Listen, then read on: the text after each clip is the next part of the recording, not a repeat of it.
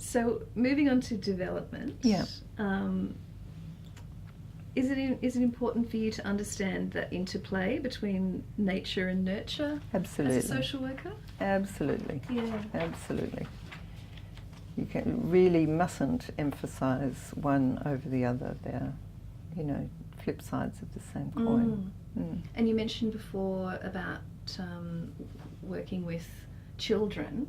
Are there examples where those critical or sensitive periods of development are something that you need to take into account? Yes, absolutely. I think with children it's very important to understand their age-appropriate kind of developmental matters, and also the cultural environment around that. So there's physical and there's cultural, and I suppose, I did a lot of work with adolescents, as I said, in this family therapy team, and that was also important to understand, going back to emotion and the link between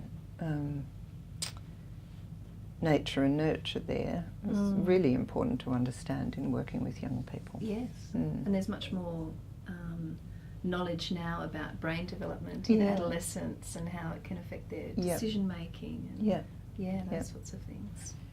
Yeah, so it's a lot always to be held in tension, isn't there? Yes, so how has your understanding of cognitive development affected how you work with children in the past? Well, it's kind of having appropriate expectations. It's important to be able to assess whether they're kind of, sitting in a spot that doesn't seem quite right for their age group, whether they're kind of, physically or mentally kind of not in balance. It's a very difficult thing though, because of course what we're talking about is white Western kind of structures for understandings of child development, and I think more and more we're starting to realise that that's kind of egocentric on a sort of cultural level, and we need to have broader understandings, which I don't feel that I do have. Right. Which is really not good enough.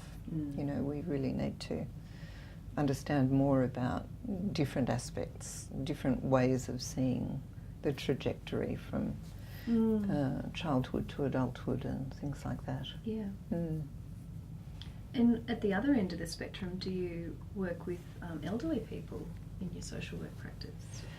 A lot of social workers do.